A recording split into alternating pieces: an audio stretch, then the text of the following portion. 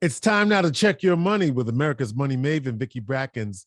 Vicki Brackens is the president of Brackens Financial Solutions Network, LLC, and a registered representative of LPL Financial, member SIPC. Vicki, how are you doing today? Doing pretty well today, George. Happy that we're getting closer and closer to summer every day. Yes, we are. And so I'm happy to know that now we're going from 5 days of winter to 2 days of winter. Okay, and then back to summer. So we're in our transition and really happy. I know people around the country are thinking these people talk about weather all the time, but you have to live here to get a. Then you would be talking about it too. Exactly. All right. Listen, I want to go back into and continue with our conversation that we started last week concerning insurance and life insurance in particular.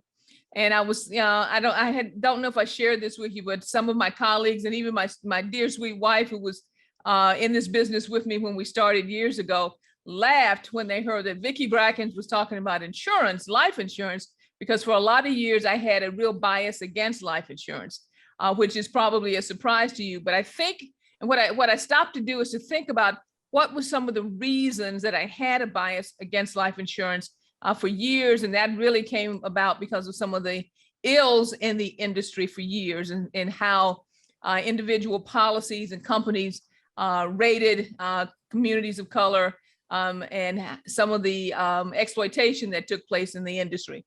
But in spite of that, I am telling everyone that life insurance, and hear me clearly, is a tool that you should use for creation of wealth, and millions and millions and millions of dollars, billions actually, of wealth is created through the proper planning and structuring of life insurance throughout the wealth creation process. But I thought I'd go back and to kind of peg for us, George, some of those areas that may have happened that cause some of the, it's like, if you talk through a subject or you talk through a problem, it makes things clearer. And there was a time, believe it or not, that there was something called slave insurance. Okay, and slave insurance was really, and I'm going to read this to you just quickly. Slave insurance involved a contract between the policy holder and an insurance company in which the insurer paid and promised to pay a sum of money upon the death of an enslaved person. In the 3 decades leading up to the American Civil War, basically 1861 through 1865, such policies became widespread in the southern states. Most of these policies were concentrated in urban areas, in particular for slaveholders who were worried about the potential deaths of enslaved people who were performing particularly valuable work such as blacksmithing, carpentry, household duties, or dangerous work such as factories and mines on the railroads and steamboats.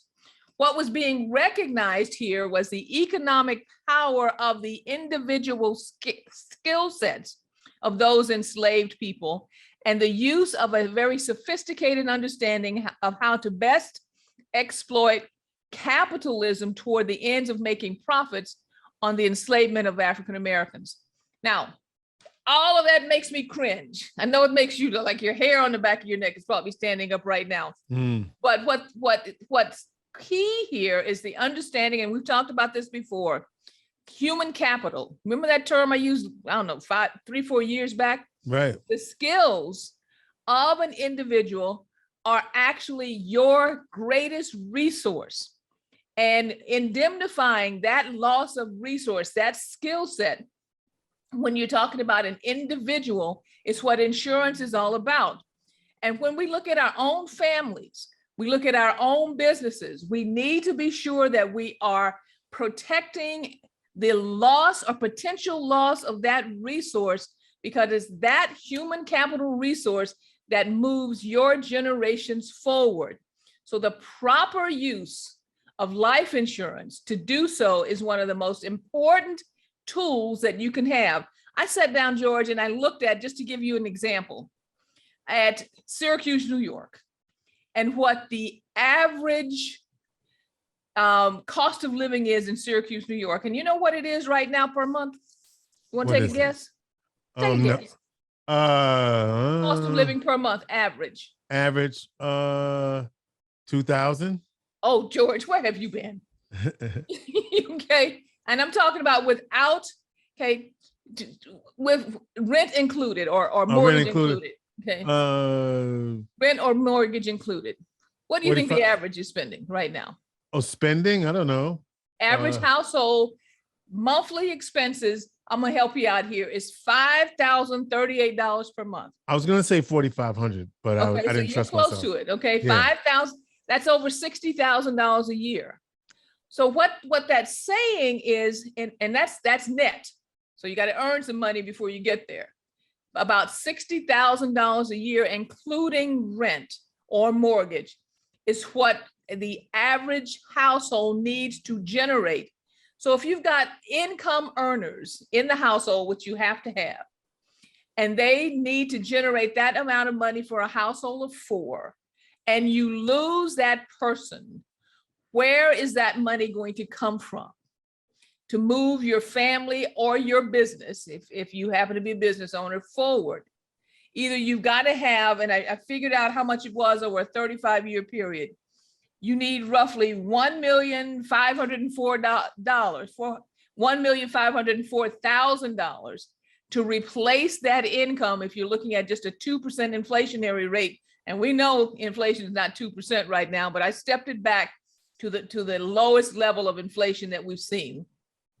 That is what it's going to take in actual dollars to replace the skill sets that and the income that's being generated from a wage earner to take a household of 4 forward over a 35-year period. That is your economic value. So why are we having such problems with zero no more? Here's one of the reasons. We don't have enough liquidity to go from one generation to the next, particularly if that generation dies early. Let's just go ahead and use the word, dies early. Earlier than their life expectancy, earlier than the completion of their economic expectancy. So folks, please get properly insured as far as your life insurance is concerned. It is easiest to do when you are young. By the way, I calculated that based on a 35-year-old. It is easiest to do when you're young because you're healthy and everything is working, and you don't have any of those aches and pains and any of those crazy diseases that we all get as we get older. Reach out to someone who is skilled in the life insurance area, who has the background to do the proper calculations and understand how to integrate that into your financial plan. But we must, George, stop avoiding this subject. Vicki Brackens included. I'm going to say this for over and over and over. Your insurance contracts, your insurance portfolio needs to be the foundation of your financial plan.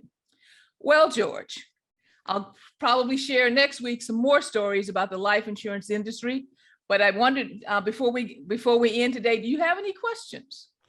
No, I mean, I think that's pretty clear what you said. I mean, it's straight up. If you make sure your family's protected so that we can begin to, at least what you're basically saying is we think of a whole lot of ways to build generational wealth. That's the simplest way to do it. That is the simplest way to start that process. Absolutely. So with that being said, I invite everyone to please reach out to us at area code 315-930-4499 or at info@Brackens, Brackens, FSN.com. Go onto YouTube, like, share, and subscribe, or also on Facebook. And for the final thing I'll say here is our plate is full. Have a great night. All right. Vicki Brackens is the president of Brackens Financial Solutions Network, LLC, and a registered representative of LPL Financial, member SIPC. She is America's money maven.